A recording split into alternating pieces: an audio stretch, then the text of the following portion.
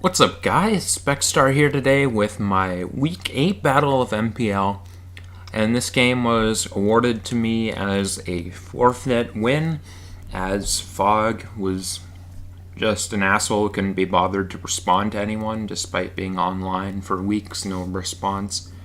There's probably a nicer way to say it, but the reality is just that he's an asshole.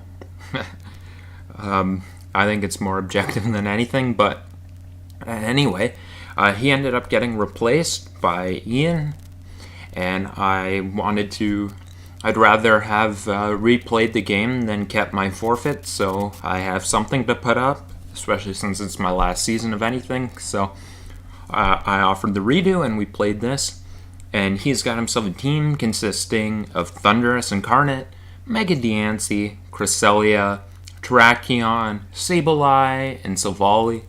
And I'm not bothering with a thumbnail or the template or anything because this is just a redo I threw together that was, very optional and kind of went out of my way to do it. I didn't really want to be bothered with adding all that extra work to do it. So this is what we got. And this here is my team. I've got a Celesteela, which is, I believe that was all the...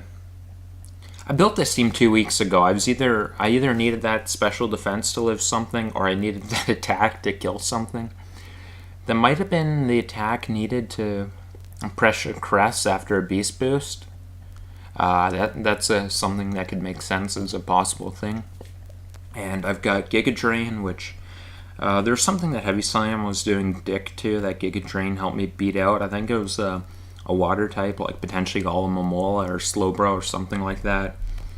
Again, I really do not remember this team. And Flamethrower, which hit his Steel type, which I don't think he brought. Yeah, he didn't bring it, so I can't tell you. I built this team so long ago. Next up, I got a Latios rocking Calm Mind Dragonium Z, which allows me to hit Cresselia. There are so few things I needed to outspeed that I thought it was just more worth it to have bulk, so I went for my HP with that. Next up, I went for my Scarf T-Tar, which is a pretty decent revenge killer in this game. Has coverage for a lot of the offense on his team, so I thought it had some good value there. Not too much explaining with the moves. Flamethrower, I think he had Kartana. He had Kartana. That's why both those Pokemon have fire coverage. Alright, we're starting to piece this together, and the rest is pretty self-explanatory.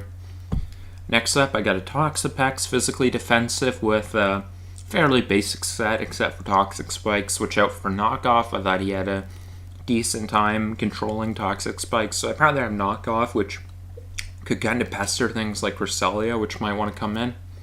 And Shed Shell was for Gothorita, which I thought if there's ever a point in having Gothorita trapping a Pex would be the time for it. A Banded Dougie, which covers things like the Terrakion. It could cover a slightly weakened Kartana. And basically Toxic, which it's a filler move for Cresselia. And Stealth Rock, just the best move in the game. And lastly, I got an AV Tank Growth, fairly standard HP Fire for Kartana, and Facade because I thought there was a few opportunities for this thing to get paralyzed or potentially even burned in this matchup, and I thought it was worth having, particularly because no other fourth move was very much of a pressing need. So let's get back to the replay here. At least I shouldn't be forgetting the turns in the battle, because I literally just did it and wanted to get this up, particularly because I don't know if on Sunday, which is soon, I don't know if I'll have a battle up against Adam there or not. That game's still in limbo. But if I do have one up, I'd rather get this game up before it's not jammed into too close of a time slot with more space between it. Anyway, here I wanted to lead off with T-Tar because I could potentially get a surprise factor on a Diancie or Thunderous. And that's my thought process here. He's going to lead Thunderous. I lead my T-Tar. I'm just going to go for Stone Edge in case he wanted to go for something like Superpower. He does, and that's going to drop turn 1, so that's a great turn 1 for us. Then he's going to go into his Terrakion, which is clearly going to force us out. I'm going to go into my physically defensive Sexy Pexy. He's going to get up rocks, which tells us it's probably not scarfed and theoretically makes this a little bit easier since Dougie can most likely trap it. He's going to go into Sableye. That thing's going to get scalded. This doesn't scare me. I'm going to go right for Toxic, not like he can magic coat it back, as this is a regular Sableye and I'm poison type. So I'll throw off poison on it, and then we'll have a few turns of going through this motion. He'll taunt me. I keep throwing off Scalds, and eventually he goes down. Then he's going to, as you guys saw there, he's going to bring out his Cresselia, and my best switch into Cresselia has got to be the T-Tar, at least before I figure out what the details are of its set. And he will bring it out here. Game going a little slow behind my commentary because I accidentally skipped ahead. T-Tar comes in. He goes for a nice T-Wave to throw us off. He knows that we're scarfed here, so he doesn't have to fear Pursuit, because even if I did pursue him and I was Scarf Pursuit, which in this matchup I wouldn't be, I almost definitely wouldn't be. Even if I am, that wouldn't do too much. So I imagine he's just going to switch out into the Terrakion here, and I'm actually going to click Earthquake predicting that. He does go out in the Terrakion, and we get paralyzed. We don't get to throw that off. So here I'm going to be forced to switch into my Toxapex as he goes for his Sword Stance, and I really don't have much of a choice aside from clicking my Scald here. He goes for Stone Edge. That will take out our Pex. Hey puppy, why are you staring at me upside down? Here I'll bring in my Dugtrio, which should be able to trap it. I click my Earthquake, but since he Shuka and since he dodged the T-Tar's Earthquake from Paralysis, he will be able to take that and unfortunately KO our Dugtrio.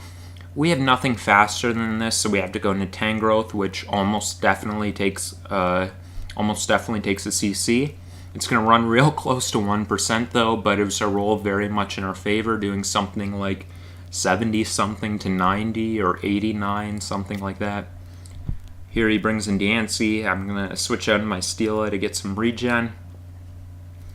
He's going to go and Mega Evolve, and he's going to go for Power Gem, do a healthy 37.